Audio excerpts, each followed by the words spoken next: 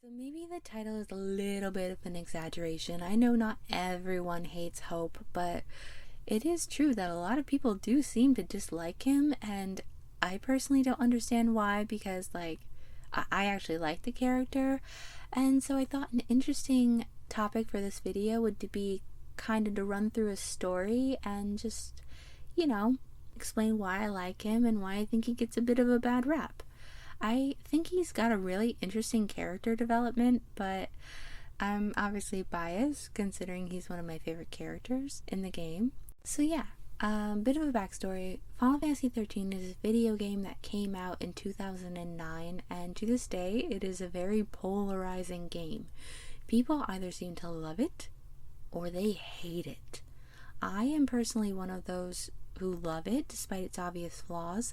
The thing I don't understand though is the people who don't like it always feel the need to tell the people who do like it that they're wrong and explain why. It's like, dude, if you don't like it, you don't have to play it, but if I like it, I'm going to play it. I don't get why, I guess I just don't get the mentality of if you personally don't like something, then you need to try and tell everyone else that they're not allowed to like it either, or that they're wrong for liking it. I don't know how to explain it, but for example, a common complaint I see, everyone and their mother complains about how linear the game is. They call it a hallway simulator, etc. It's like, we get it.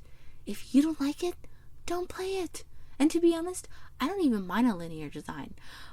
And Primal Liquid made a good point in one of his videos, I wish I could remember which one, about how Final Fantasy X is actually very linear too, and most people don't complain about that, and I think I understand why. I don't think the problem is the linear design. I think it's the fact that you pretty much can't walk 5 feet in any direction without triggering another cutscene. I don't know who designed the story layout of the game in 13, but it was really choppy and frustrating, and there was just way too much. At least in Final Fantasy X, the information you needed was spread out kind of evenly throughout the game, with cutscenes and the like usually playing once you reach a resting point and or a story event crops up. Much easier to digest, in my opinion, but in 13, you never know when you're gonna get a cutscene, and even then it might just be some random conversation or something, not even anything that advances the plot. It's just there. It's like, I don't need to see them constantly trying to decide which way to go and everything. Thanks. And even then you don't get all of the story. If you want that, you'll have to read the data log. So yeah, it's not like I don't have my own problems with 13, but like I said, I just don't understand why, according to some people, you're not allowed to like it. And I feel like by that extension, Hope kind of gets looked at the same way. Like, in a weird way, he is the Final Fantasy XIII of Final Fantasy XIII. Yeah. So, enough of my rambling. I haven't even gotten into the story yet, so let me do that. If you haven't played the game, Final Fantasy XIII takes place in the world of Cocoon, which is powered and run by beings known as the fal'Cie. The company line is that Cocoon is a safe haven where you are safe and looked after under the ever so benevolent hand of the Sanctum fal'Cie, while the world below them, Grand Pulse, is a hellhole under the care of the Pulse fal'Cie. And while life on Cocoon is relatively idyllic, sometimes the Pulse fal'Cie will decide they need something done, or someone just got on their nerves or got too close, and they will turn someone into a Pulse l'Cie, which everyone knows means you're pretty much screwed. You're given powers, yes, but you're marked with an irremovable brand. If anyone finds out you're a l'Cie, public enemy number 1, they'll kill you. If you try to complete your focus, the task the fal'Cie gave to you, there's a good chance you'll die in the process. And if you don't do that, or complete your focus, the fal'Cie will turn you into a Seath, essentially a soulless monster. And even if you do manage to complete your task, you'll be turned into crystal and sleep for a couple of centuries until they wake you up to do yet more of their bidding, and you get the pleasure of having to figure out what's going on all over again long after everything and everyone you knew has long since died. So yeah, l'Cie are pretty much screwed any way you look at it. with that out of the way, we begin the story, where our main characters, Vanille, Hope, Saz, Lightning, and Snow, I don't think Fang was there, I don't know, and Sarah. She's not really a main character, but a lot of the story is driven by her, so yeah, she was there too. All mostly strangers to one another at this point, all show up for the festival going on. And while they're there, the government discovers that there's a pulse fallacy nearby, so they quarantine. I know we're all so fond of that word. Everyone in the town and decide everyone there is dangerous and needs to be forcefully evacuated to Pulse to protect the citizens of Cocoon, and are taken to the Hanging Edge, where they will then be transported to Pulse. Lightning sneaks in of her own accord, looking for her sister, who has become a lessee and been taken by the fallacy, and her fiance, Sarah's fiance, Snow, is also around for the same purpose. Lightning is joined by Saz, who is also trying to find his son for similar reasons, and Vanille is just trying to get back to her homeworld, Pulse. And along the way, we meet Hope. Just your regular, somewhat sheltered 15-year-old boy who was just on an outing with his mother to see a festival, and all of a sudden they're being taken into custody and being forced to evacuate to a world they've always been told is a hellhole. So, Hope's not doing too well. And to make matters worse, they all discover that this migration is actually just a purge. They never actually intended to send anyone to Pulse. It was just a ruse to get them all in one place for the slaughter. So that's fun. Snow and company show up, and they, along with volunteers from the group, try to protect everyone long enough to get people to safety and escape. And one of the volunteers is Hope's mom.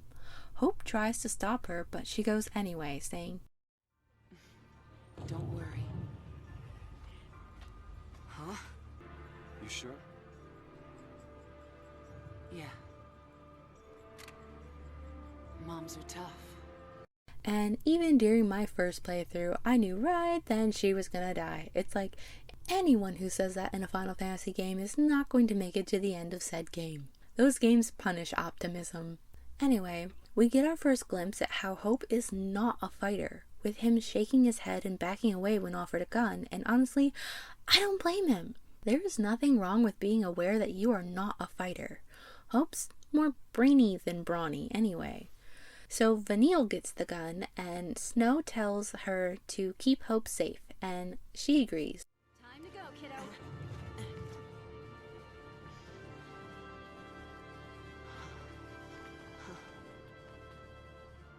Are trying to escape, and along the way they see an explosion with many people falling to their deaths, and though Hope tries to save her, Hope's mother also dies, asking Snow to get him, her son, home safe. Hope, seeing this, is immediately traumatized. I mean, who wouldn't be? And can't even move until Vanille slaps him and reminds him that they're going to be killed too if they don't move. So they climb their way to relative safety, and after looking sadly at a mother comforting her child, Hope sees Vanille in full for the first time, and I think you can immediately tell that he's a bit taken by her. And I would like to note, I love Vanille and Hope's relationship. Hope is a relatively sheltered boy who has just gone through a lot, and people just love to push the Lightning X-Hope pairing, which as a side is creepy AF in my opinion, and people tend to give Lightning the credit for toughening him up, but if it hadn't been for Vanille, I don't think Hope would have even made it this far, and not just physically. In the immediate aftermath of all the trauma, Hope becomes emotionally dependent on her, despite her being a complete stranger to him, and he already seems to view her as this positive force in his life, and Vanille, to her credit, doesn't mind. She could have easily been like, dude, I have my own problems, see ya. But she was very patient with him and seemed to understand that he needed her. I love that, and their relationship in general. Though I do admit, Vanille is actually a very manipulative character, and her using Hope to get near the Pulse fallacy when she knew full well it could turn him into a lessee as well is a D-move. Anyway, we learn that Hope's trauma has manifested as anger towards Snow, who he later says he blamed because he needed to blame someone, and I understand. He's been through so much, and anger and pain are always easier to bear when you have a way to channel it. That's why, even though a lot of people seem to be annoyed by Hope's vendetta against Snow, I actually don't mind it because even though it's misguided, it's also kind of realistic and an interesting way to gauge Hope's growth. At first, while he's still struggling to deal with everything going on, he's angry to the point of hating Snow. He hyper-focuses on it so he doesn't have to think about what he's really feeling. I think that's why he keeps avoiding confronting Snow despite claiming to hate him and blame him. He's still too afraid to face his pain. Didn't you have something to tell him? Yeah, All right then. but I'll go with you. What? Go on.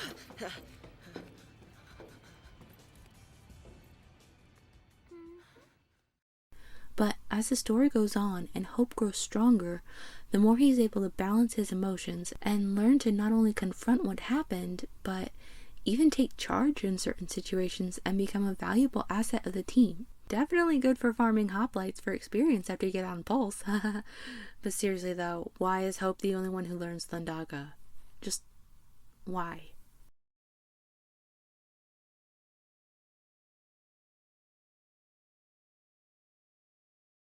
Anyway, Vanille convinces him to borrow one of Snow's friend's vehicles, and despite his reservations, they take off and end up crash landing into the area with the Pulse Fal'Cie, the very place all our other main characters have come. How convenient! P.S. Does this area give anyone else Final Fantasy X Bevelle vibes? Man, I hate Bevelle. I would rather do that flippin' chocobo race than do that freaking cloister ever again. Anyway, enough ranting. Hope worries about being turned into a l'Cie, but ultimately ends up following Vanille as it's not exactly like he has an escape vehicle. The getaway car met with an unfortunate accident. Coming our way. Well, what should I do? Tell him what you need to. But nothing I say'll change what happened.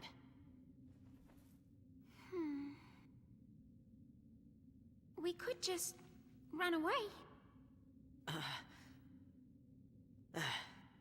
See what I mean? Hope is so angry, but he's not ready to face it. And see how Hope relies on Vanille? They continue on, and eventually the entire party winds up where Sarah is, just in time to witness her turning into Crystal. The vestige is then attacked by the troops chasing them, and the barrier blocking the door to the room where the Fal'Cie is disappears, so Lightning and Snow go in, reluctantly followed by the rest of the group, and they challenge the Fal'Cie, Lightning even attacking it. Nice move, Lightning. The Fal'Cie, understandably angry, wakes up, and Hope, still in a fragile state, tries to run away, but Anima, the Fal'Cie, is just like, nope, the bell doesn't dismiss you, I do, and raises the barrier to prevent escape. When escape is no longer an option, Snow, Saz, and Lightning all fight the Fal'Cie. They win, kind of, but Anima, being a petty Betty, decides to turn everyone in the room into a l'Cie.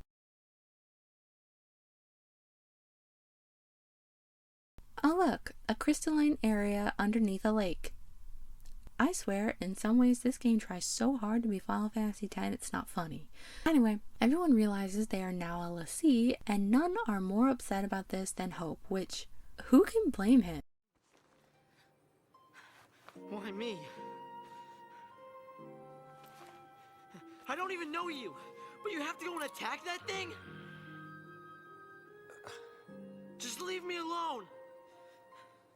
It's your fault. It's your fault, You could have. All of this is your and Sarah's fault. Watch it!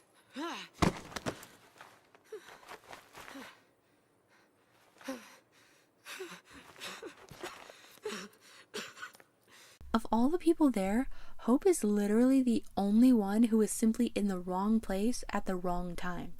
Lightning and Snow were both after Sarah, Saz was trying to save his son, and Vanille was already a l'Cie trying to find a way to return to Pulse. Hope? He was just out with his mom. And voila. Vanille.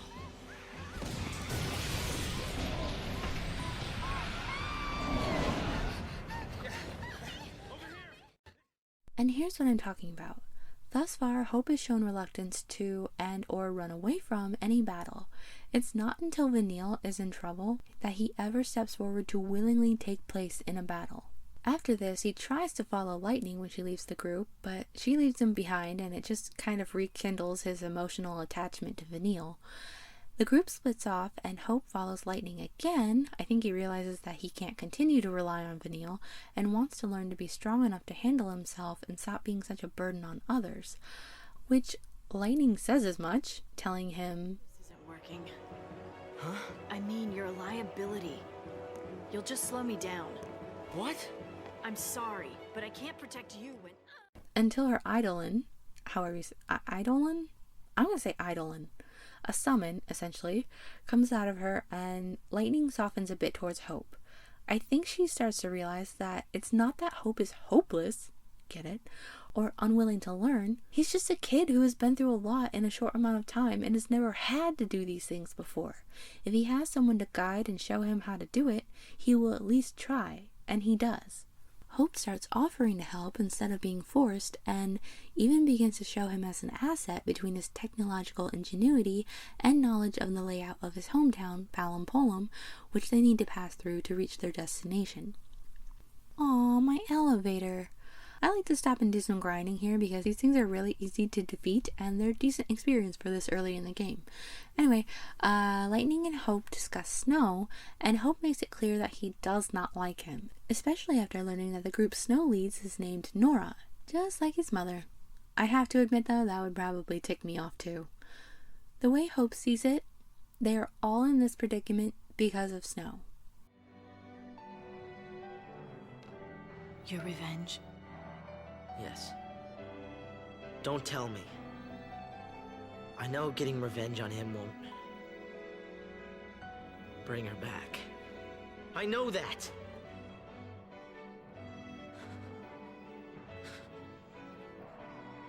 But sorry won't cut it. And he deserves to pay. Funny thing is though, if anyone's to blame, it's probably Vanille, but nobody knows that yet. Lightning has her own issues with Snow, and while she likely doesn't want to see him dead, she does give Hope the knife Sarah gave her for her birthday to protect him when it's like, yeah, he fights with a boomerang. That knife is likely going straight into Snow's back, and you know it. Anyway, they make their way to Palampolum, and Lightning has this grand revelation when Hope says that the Sanctum Falsi treat the humans under their care like pets, and afterwards is like, yeah, all the stuff I've been saying and pushing you to do, yeah, forget about all that. And Hope is rightfully like, WTF? You can't just rip the rogue out from under me like that. And I get that this is new territory for all involved. Nobody wanted to be able to see. But stuff like this is why I really can't understand all the criticism Hope gets. You go through all this, and then every time it feels like you might be finding your footing again, everything gets turned on its ear. What's he supposed to do? Go, oh, well, I told you to go to Tea Biscuits. Tea fixes everything. Come around my house. I'll make you a cuppa. I think I just went from a British accent to an Australian one, but whatever. My point is, of course he's going to complain. Who wouldn't? I would just be straight up whining, like, why me? I don't want to be here anymore. Wow, my voice gets deep when I'm trying not to laugh. But on a different note, I love the cinematic in Palampolum. The fireworks scene and the ending are incredibly beautiful, don't get me wrong. But there's just something about this one that's not only beautiful as well, but it's so fast-paced and action-heavy, and it has Hope, so that makes it one of my favorites. See, despite sneaking their way through Palampolum, the army is well aware of their presence there and surrounds them on live TV, saying they intend to make this a public execution. Fun for everyone, I guess. I'll keep him busy. But... You survive.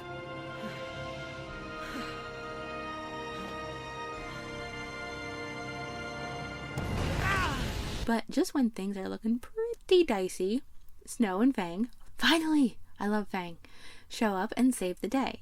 And I love how Hope runs forward like, it's him! And Lightning just grabs him like, dude, still under threat, run now, gawk later. Of course, the minute the fight is over, Lightning pushes Hope. literally, at Snow, and after Fang takes off, Hope is left alone with his favorite person. They try to take off, but Hope, of course, falls right off and needs to be saved. I love him, despite him easily being the weakest link in the chain.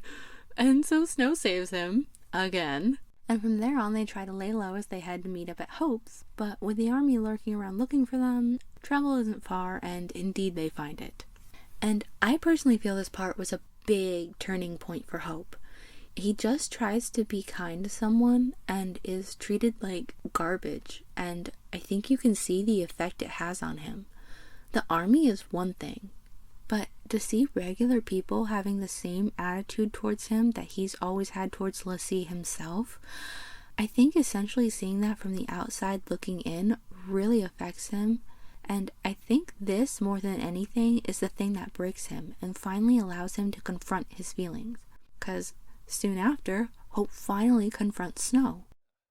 And what if that gets people around you involved? What? What happens when your actions end up ruining someone's life? What if someone dies? What then, Snow?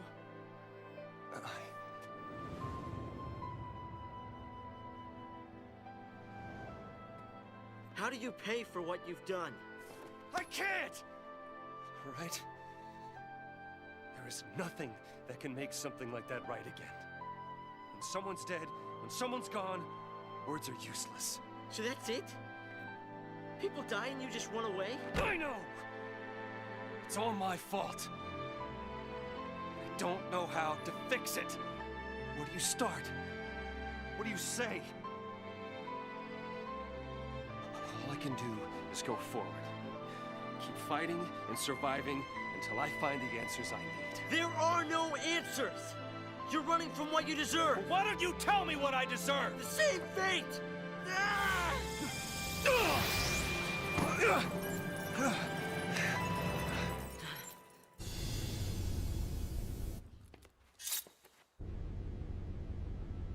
Nora Estime.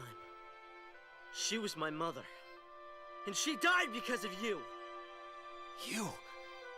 You're the one she meant.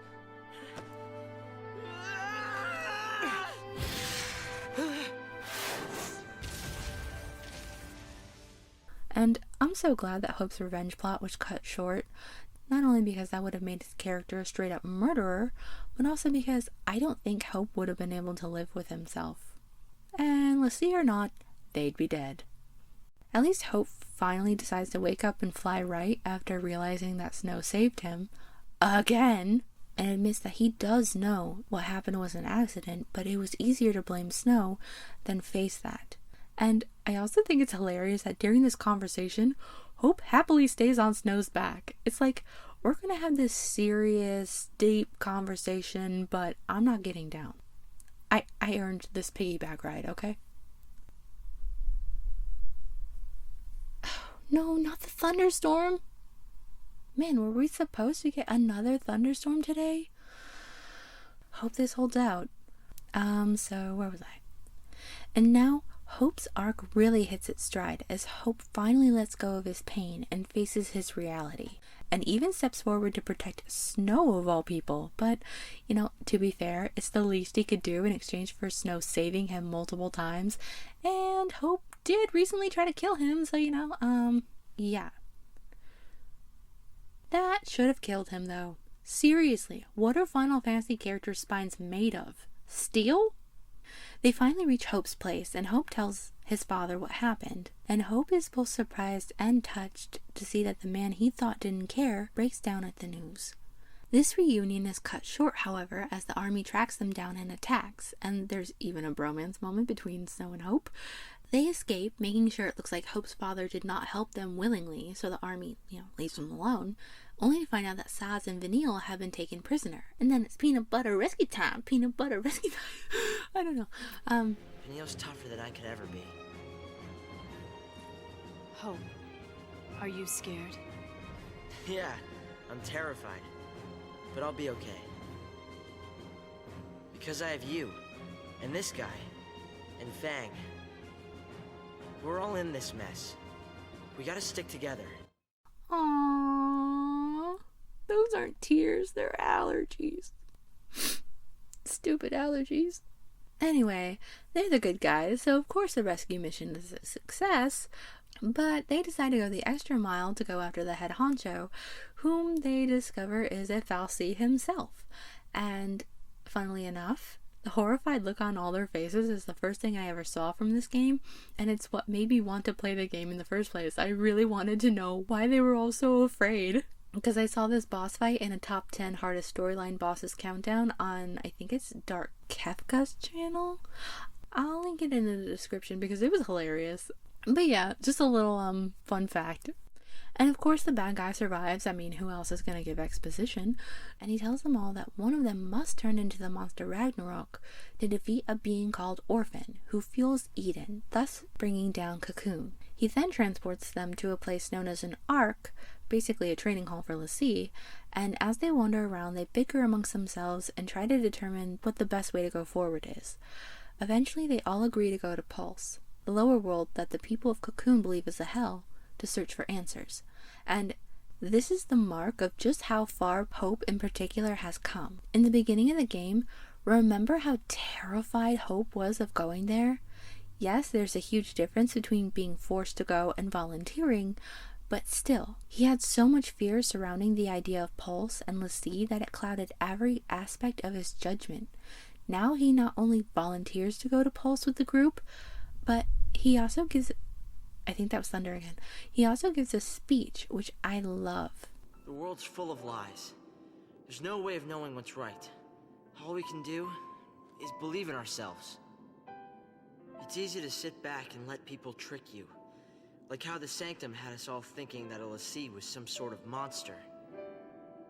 I'm done with their lies. Fal'Cie, this whole focus thing. From here on out, I use my eyes. Think. And act. I might not make all the right choices, but as long as I'm the one who decided what to do, there's nothing to regret.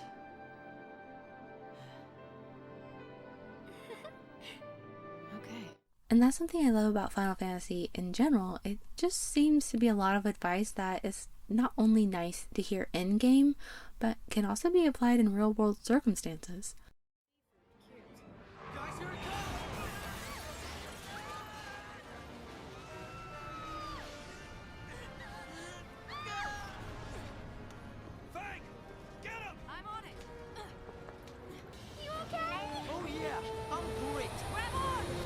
I love his sarcasm. But see, I know the battle system and overall game design tends to annoy people, and I definitely have my own issues with it too. I freaking hate the Eidolon fights. But I think it's really interesting how tied it is to the character development. In the beginning, Hope has a very low HP pool and is a weak character. Yeah, that's definitely Thunder, reflecting his lack of fighting skill and battle experience. As he grows as a character, he becomes stronger, and while his HP pool is still less than everyone else's, he starts to become a useful character to have in the party. And after the events in Palampolum and reaching Pulse, Hope's character arc is almost complete, and it makes sense that this is when he becomes his most powerful. He receives his Eidolon, his Crystarium starts to allow very powerful spellcasting. It's so interesting the way this is all designed. And, you know, the boy who once yelled, "You can't leave me here," because he was only thinking about himself, is trying to tell everyone to go on without him because he doesn't want his weakness to cause them to get hurt. And instead of telling him, yeah, there's definitely room for improvement, they're supportive and encouraging. Everyone comes so far in this game, I love it. There's even a secret scene between Hope and Vanille where Hope once again displays his voice of reason. Well, you know, sometimes you have to lie about stuff to keep yourself going because you're afraid. Or to protect someone else so they don't get hurt. Sometimes even the things that everyone in the whole world thinks are true turn out to be lies. At the end of the day, though, it's not the lie that matters, but what you do after you tell it. Work hard enough, and you can make it true. I mean, maybe we both forgot. Maybe we did promise to see Grand Pulse together. And Cocoon.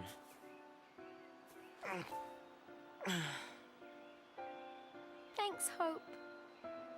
Do something for me, will ya? Keep smiling. It makes me happy when you smile. I didn't know you felt that way.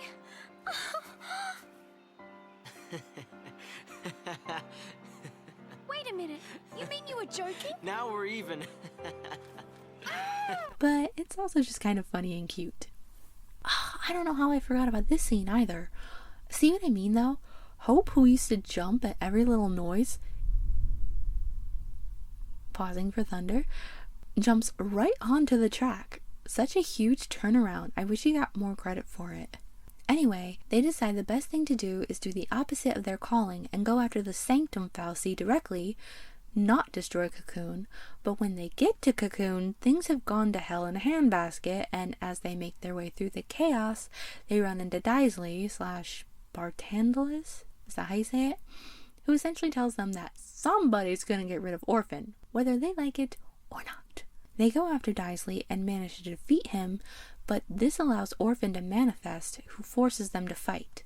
They fight and destroy Orphan, but as Orphan was the one essentially powering Cocoon, upon their death, Cocoon begins to fall. Everyone grabs hands to stay together, but Vanille and Fang float away from the group, and oh my god, the look on Hope's face. You can tell he's confused, but also sad. Like, a part of him already knows what's happening. Fang and Vanille turn into Ragnarok together and use their power to save Cocoon by wrapping it in crystal and turning into a pillar for it to rest on. It's actually such a beautiful scene. I'm trying to use as little of it as I can so Square Enix doesn't get mad, but I would really recommend looking up this scene to watch in its entirety. With their focus complete, everyone turns to Crystal. However, Lightning, Hope, Snow, and Saz all wake up almost immediately afterwards, realizing they're now on Pulse and that Fang and Vanille quite literally saved the world. Hope is the first to realize that their brands are gone, and again, the look on his face. Remember that Hope was the one member of this group who was just in the wrong place at the wrong time.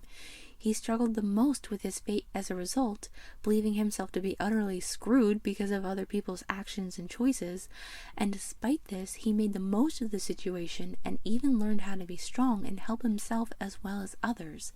And after all that, after all the suffering and believing there's no way out of being a lessee, he's free. So is everyone else, of course. I'm just saying I think this meant a lot to Hope in particular, and I'm really glad that not only was he free from being a lessee, but in the next game it's shown that he never stopped helping people either, or forgot about Fang and Vanille. Because to the group's surprise and elation, they're reunited with Sarah and Daj too, and Hope rushes forward in excitement looking for Vanille and Fang, but realizes they're gone. But Hope, fittingly, chooses to have hope, saying they've changed their fates before, implying they can do it again. So in the next game, it's shown that he's working on a replacement for Cocoon, which has suffered so much damage that it will eventually fall, and the best thing to be done is to let that happen on their own terms, evacuating everyone, including Vanille and Fang, and essentially having a controlled demolition. And it's not even worth talking about Hope's character in 13.3 because they completely butchered him.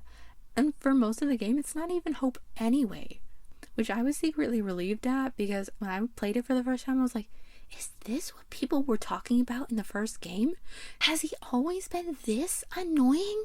It's like, Hope, I know it's almost time to return to the Ark. Please, you do not need to remind me every 5 seconds. If I want to hunt and wander around until the very last moment, till you take me back to the Ark, I will, and I don't need you micromanaging the experience. Okay, thanks, bye. But thankfully that wasn't Hope. Just an imposter. The point is, I think one of the main problems and why Hope appears as whiny as he does is that there are a lot of scenes of him essentially saying the same thing over and over and not enough character growth in between. We didn't need more than 3 or 4 scenes establishing Hope's feelings and why he feels that way. Then the story should have moved away from that and more towards Hope growing and learning to be stronger with his eventual understanding and forgiveness. They were essentially beating a dead horse over and over, and as a result, it really flavored people's perception of an otherwise decent character. Of course, that's my take on it.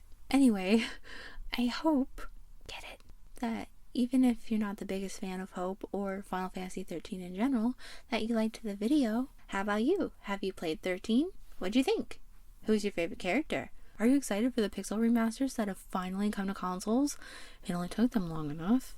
Hey, for that matter, doesn't Final Fantasy XVI drop in June? Wow, that's getting close. Anywho, thank you so much for watching the video. I'm really sorry about the thunderstorm that decided to happen while I was recording.